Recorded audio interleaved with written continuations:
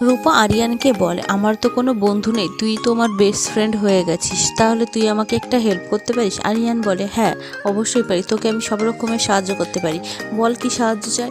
তখন রূপা আরিয়ানকে বলে, আমাকে একটা গাড়ির ব্যবস্থা করে দিবি? তখন আরিয়ান জিজ্ঞাসা করে, এগুলোর কি প্রয়োজন?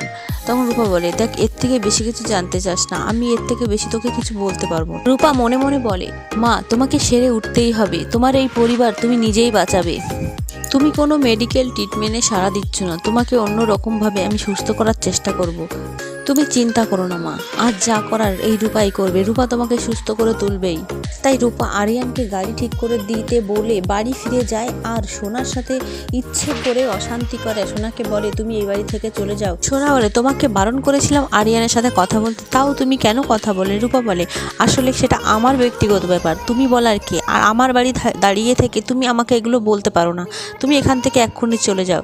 সূর্য এসে বলে, আবার কি হলো রূপা, তুমি আবার বুঝি আমার উপরে রাগ করেছো? আসলে কি হয়েছে আমাকে বলো। তখন রূপা বলে, আসলে আপনার মেয়ের কোনো ম্যানার্স নেই, কখন কোথায় কি বলতে হয় সেটা জানে না, আর ওখানে থাকলে আমার খুব অসুবিধা হচ্ছে। রূপা তাই সূর্যকে বলে, তাই আপনারা এখান থেকে চলে যান, আপনাদের প্রয়োজন এখানে নেই। সাক্ষ্যদীপ স্যার জয়ীর কথা শুনে বুঝতেই পারে না জয়ী কেন এরকম করছে। সাক্ষ্যদীপ স্যার জিজ্ঞাসা করে, তুমি এরকম কেন করছো জয়ী বেটা? তখন জয়ী অর্থাৎ রূপা বলে, মাকে আমি একা ঠিক করব, মা শুধু আমার। তখন সোনা কিন্তু অন্যদিক থেকে বলে, তুমি ভুলে যেও না জয়ী, মা কিন্তু তোমার নয়, মা শুধু আমার, তাই মাকে নিয়ে ডিসিশন নেওয়ার অধিকারও তোমার নেই।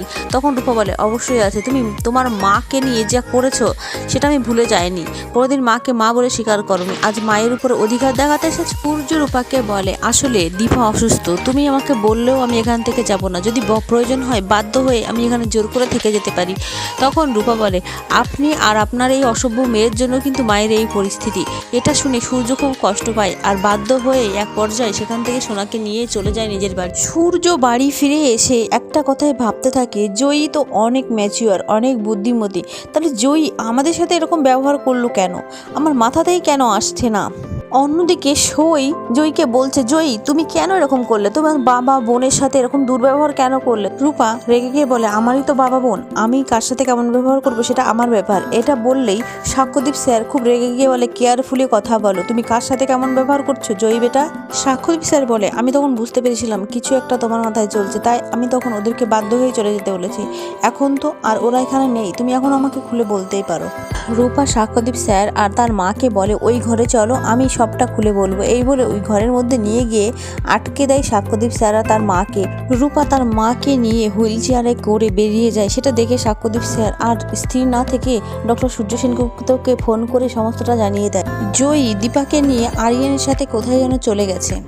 আরিয়ান অন্যদিকে রূপাকে বলে, তুই আন্টিকে নিয়ে এত রাতে কোথায় যাচ্ছিস, সেটা কি আমাকে বলা যেতে পারে না? রূপা বলে, না, যদি বলারই হতো তোকে আমি আগেই বলে দিতাম। তখন আরিয়ান বলে, তোর সাথে কি আমি যেতে পারি? রূপা বলে, না।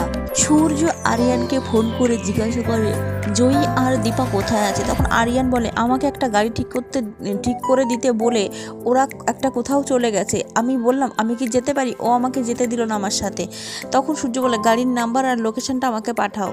তারপরে আমরা দেখতে পাবো রূপা তার মাকে নিয়ে একটা নদীর কিনারায় যায় আর বলে, মা আজ হয়তো তুমি আমাকে চিনে নেবে, নাই তো আমি অন্য কোথাও চলে যাব এই জলেই ভাসতে। দীপার সামনে রূপা এমন একটা ঘটনা ঘটাবে, তাহলে কি দীপার সব কথা মনে পড়ে যাবে, দীপা চিনে ফেলবে রূপাকে? বন্ধুরা, অনুরাগের ছোঁয়া সিরিয়ালের আগামী আপডেটগুলি পেতে চ্যানেলটি সাবস্ক্রাইব করে আমাদের পাশে থেকো। ধন্যবাদ।